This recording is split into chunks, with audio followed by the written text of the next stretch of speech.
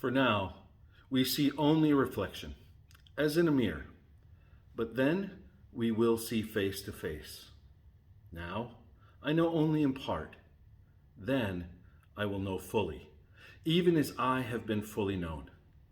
And now, faith, hope, and love remain, these three, and the greatest of these is love. 1 Corinthians chapter 13, verses 12 and 13. This is the theme for the 2023 Northeastern Iowa Synod Assembly that will be June 9th and 10th at Luther College in Decorah. Our theme will be growing together in faith, hope, and love. Hello, I'm Bishop Kevin Jones. Thank you for being present today at this meeting. I know that these meetings aren't always the highlight of the year or even the week, but the work that is done in annual meetings and conference assemblies lays a foundation for good ministry that is done together.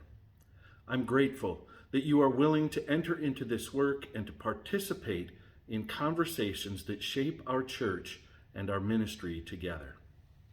As you do this work today, I want to share some plans that we have been making in regard to the Synod Assembly. I, along with the Synod Council, are proposing that beginning this year, we gather to do the business of the Assembly on every other year, on odd-numbered years. So we will meet this June in 2023, and then not again until 2025. The Synod Assembly has traditionally been the one time when people from all over the Synod come together. We have packed worship, business, and workshop learning into 1, 2, or sometimes even 3 days. By meeting in assembly every other year, on odd-numbered years, we can focus on governance, finance, and elections in a more streamlined fashion. And as always, we will do this wrapped in worship and prayer. On even-numbered years, we will then have the opportunity to explore different ways to be together in learning and worship. We're imagining a resource-styled gathering where anyone from your congregation can attend workshops, not just the 2 or 3 voting members. Church musicians can come for music workshops. Sunday school directors can come and share Christian education ideas. We can have practical workshops for secretaries and council members along with Bible studies. Or we could plan a synod-wide worship experience for thousands of us to gather and to sing praises to God together. We also want to think about ways we can come together in service at these events. In order to do this, we'll need to make some adjustments to the way that we do business.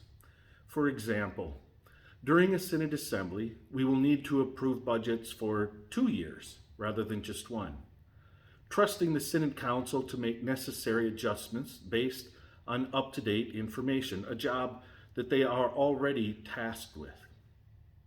We will also need to elect people for positions that they will fill 1 or 2 years later.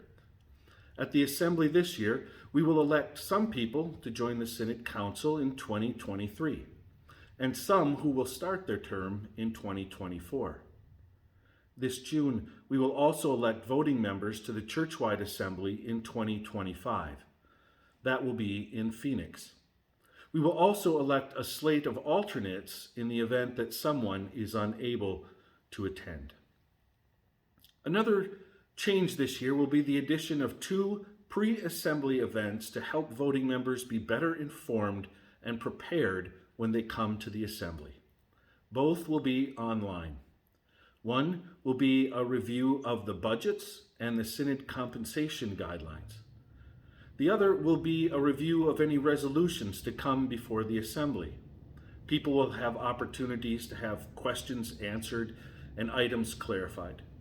Both will be recorded so that those who aren't able to join live have access to them later. I'm excited about these proposed changes for the way that we gather as a synod. I think that they will help us grow together in faith, hope, and love as we serve God and care for one another. Thanks again for your faithful participation in the life of the church. I pray that you are guided by the Holy Spirit and blessed in your conversations.